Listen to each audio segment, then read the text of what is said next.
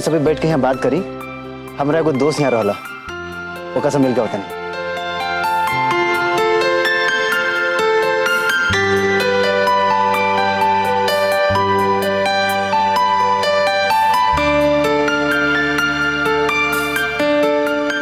अरे नमस्ते बटुक भाई। नमस्ते बहन जी। ये हमें हमार बेटा चिराग।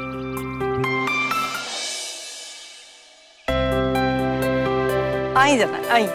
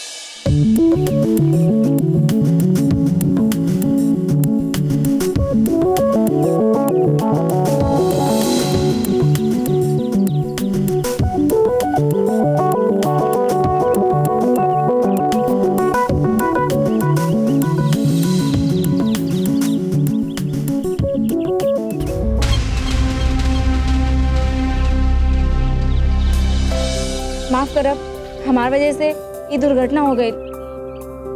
हमरा के माफ कर दे। तू इतना माफी क्या मांगता रू? गलती तो सरासर हमार रहे। हमें ठीक से गाड़ी ना चलावत रही।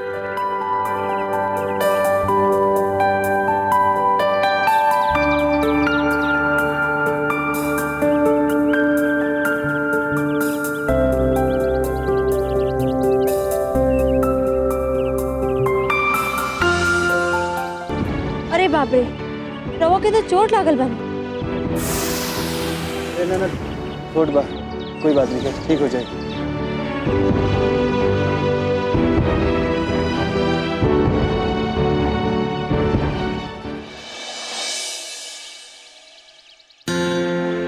रवनी सबके बहुत बहुत धन्यवाद। अब हम ठीक बानी। रवनी सब अब घर जाएंगे।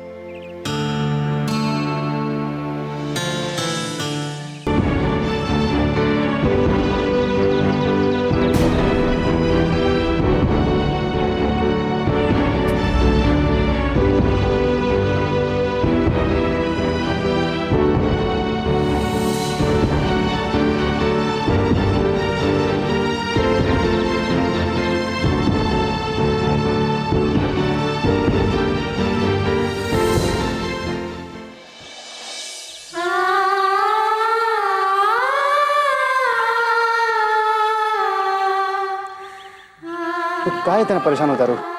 हम कनी हो कि हमने कुछ नहीं कही। चोट इतना छोटा सा बा। चोट चाहे जैसन भी हो, इलाज तुरंत न होकर चाहिए।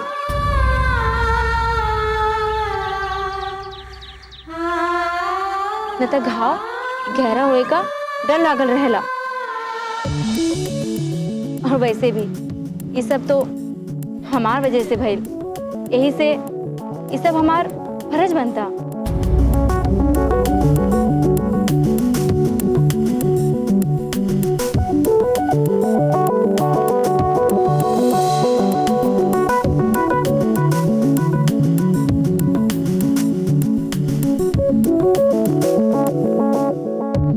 और आगे से गाड़ी ध्यान से चलावल करी।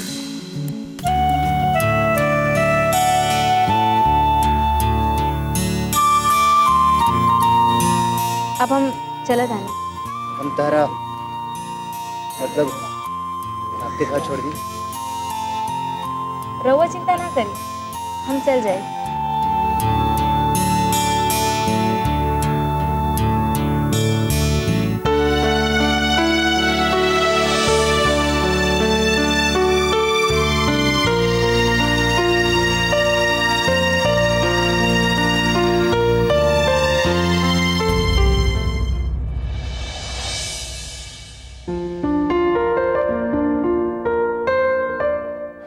लेके आओ जा।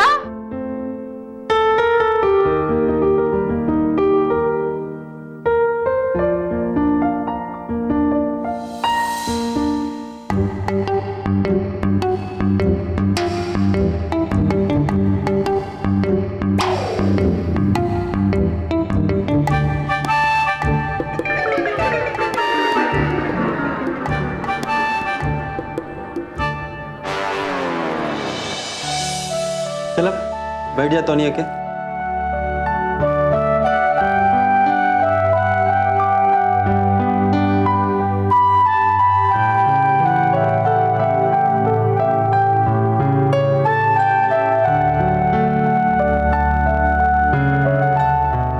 खाना तो बहुत बढ़िया बनल बा। के बनेले बा? हमनी के भैया। लेकिन भैया बहुत हो गई अपने हाथ से खाना बनावत और खात। अब तो बस भौजी के हाथ के खाना ही हम लोग के खाए के मन करता। तू चिंता मत कर रीता, तोरी इच्छा जल्दी पूरा होके वाला बा। सच में भैया बहुत निम्मन लड़की पसंद केले बाड़ा। सुधा हमनी के भी बहुत पसंद बाड़ी। अरे हम थोड़े कुछ केले बानी, जे केले बा चाचा चाची लोग केले बा।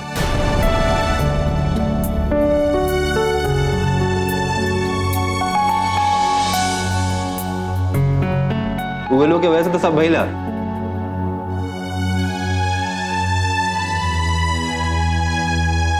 ई चाचा चाची से कबो पीछा छूटे वाला नहीं खे।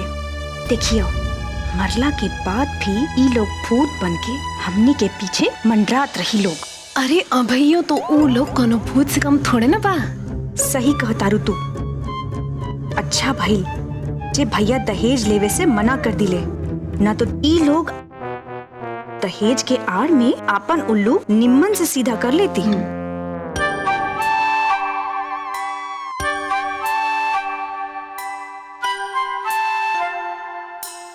का खुशी खुशी रो रहल बा? अरे कुछ ना भैया, हमनी बस चाचा चाची के बारे में बतिया रहल बानी कि ऊ लोग लड़की वाला के यहाँ गईला कि ना।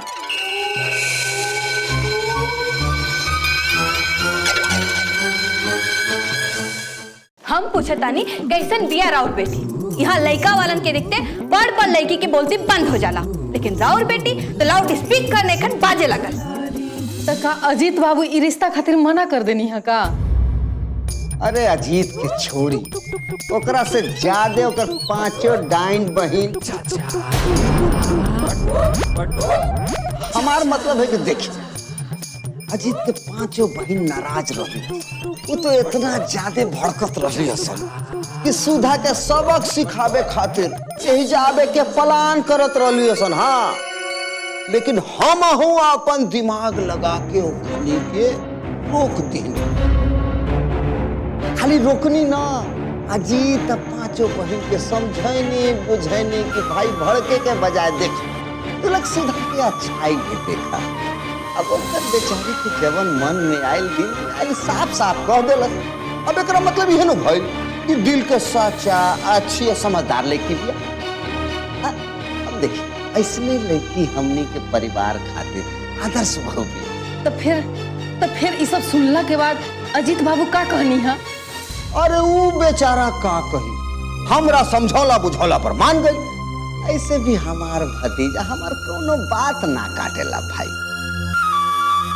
एकर मतलब? मतलब मने अब ये रिश्ता तो हमनी के वजह से नहीं हो रहल बा। वो पांचों बहन के मनावे में हमरा के बहुते पापड़ बेले के पड़ल। खैर छोड़ी, रउआ खातिर हमनी के इतना केल तो फर्ज बा। एकरा खातिर हम रउआ सबके बहुते बहुते आभारी बानी। हम ये एहसान के बदला ना हम कबहू नहीं चुका सकत। एकरा में एहसान के कवन बात बा, इहो तो हमनिए के काम नु हो। ए जी कुमुद बहन फोनुआ पे का कहत रहनी है? वो रात में तो रउआ हमरा के बताते रहनी है, लेकिन वो बात में तो बात अधूरे रह गई ना। अरे मलकिनी इहो बहुत औपचारिकता निभावेली। ई हमरा के कहत रहनी कि रउआ हमार काम करा दी तो हम राउर ख्याल रखब। अब बताई एकरा में हमार ख्याली का करी हम? अब इहो तो हमरे काम है। आखिरी अजीत और पांचों बहन के समझा बुझा के रास्ता पर ले आइलन और बियाह खातिर तैयार भी करवा लेलन और लगले हाथ इहो कह देलन कि बियाह बिना दहेज के होई। वो सब तो ठीक बा, इस सब में कुमुद बहन के कितना फायदा हो रहल बा। अब भी बियाह कर दिन दहेज देके तो कम से कम 4-5 लाख के तो खर्चा हुए करत। अब एजा इनकर तो बिना दहेजे के बियाह होत बा ना। मालकिनी तू ही जो बड़ी की अब जाए दी।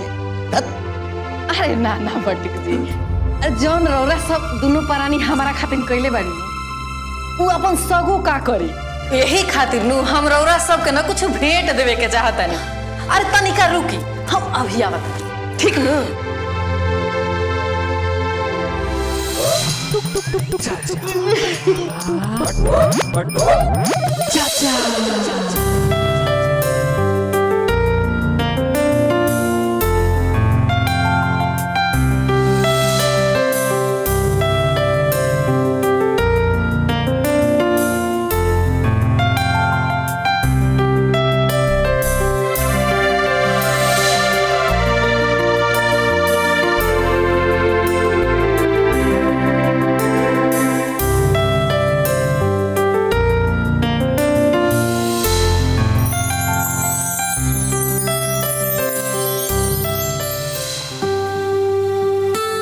चिराग भैया, ए चिराग भैया, अरे भाई कहाँ खो गई? ना तो बतिया उतर ना चाय पिया तर। लो चाय भी ठंडा हो गई। चला चला चाय पिया।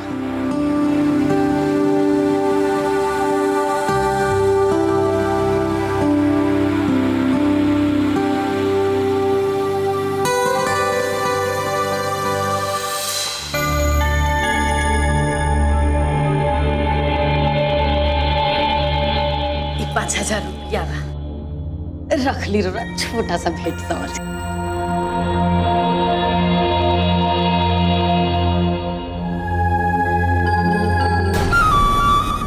कुमुद बहन, राउर तो एक कंगन बहुते निमन बा, सोना के बा, किन्ना में बनवले हैं। ए जी, हमरो घर तीन ऐसा कंगन बनवा दी ना।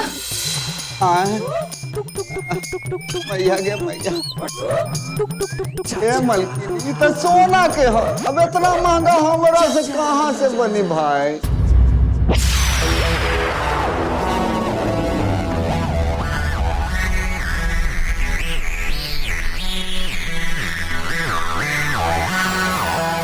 ले ले।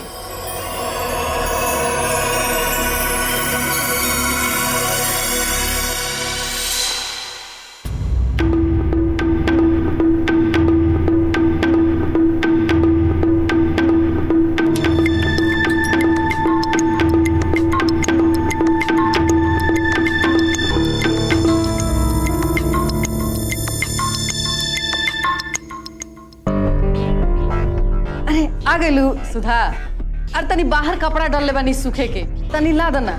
ठीक।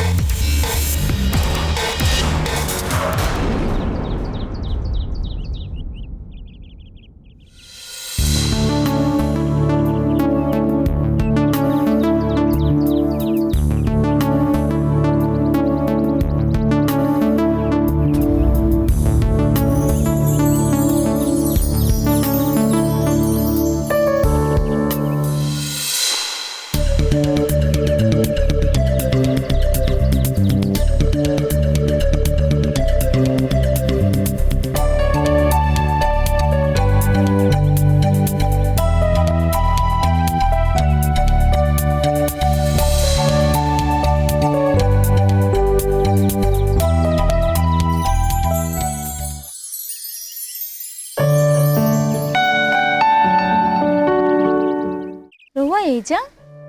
वो हमारे माई बाबूजी एजाइल बड़े ना ऐसे। ई ना छोटा सा भेंट समझ के रख ली। अरे कुमुद बहन, ये रउआ अपने हाथ के कंगन। अरे तो का भइल में एमे कोनो बात नहीं के। अभी ना यहाँ के थोड़ी देर पहले कहत रहनी हाँ कि अब तो रौरा आ हम एक हो गई बनी।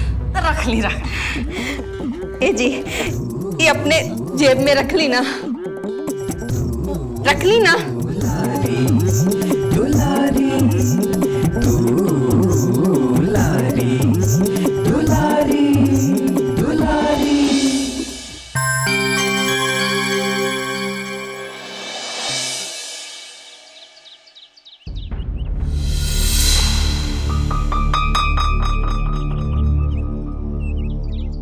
अरे इला हमार बेटा चिराग भी आ गए। चिराग बेटा एक कुमुद आंटी बनी, नमस्ते करो। देख ले ई है लड़की है जेकरा से तुहार अजीत भैया के बियाह हो रहल बा।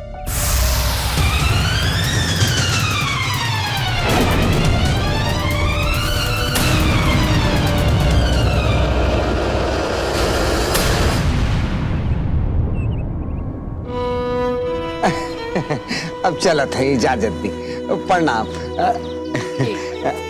चला बेटा।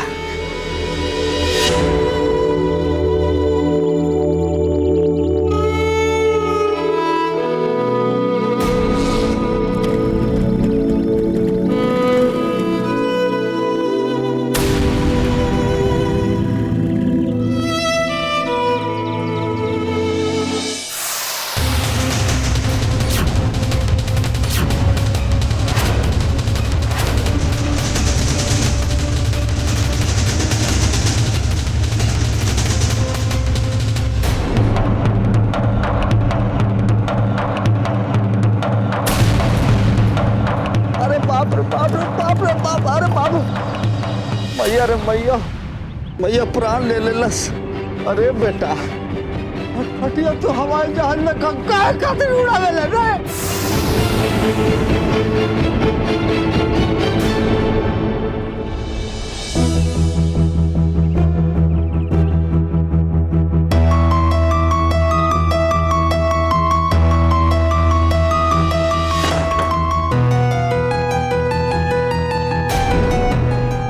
तमाल का है बा, एकरा हो का गइल हो?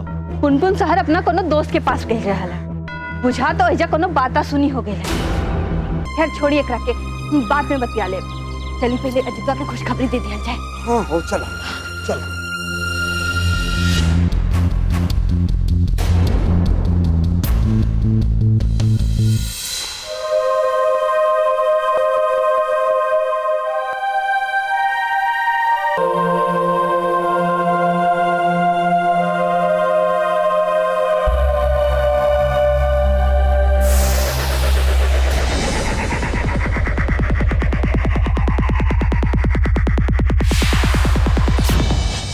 देख ले ई है लड़की है जेकरा से तुहार अजीत भैया के बियाह हो रहल बा।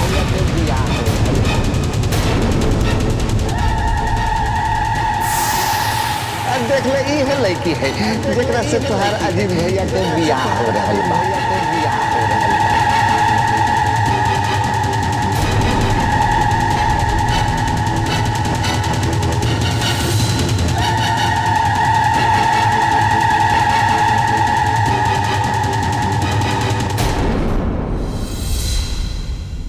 बेटा आखिर बात का है? तू इतना परेशान का है बड़ा बेटा?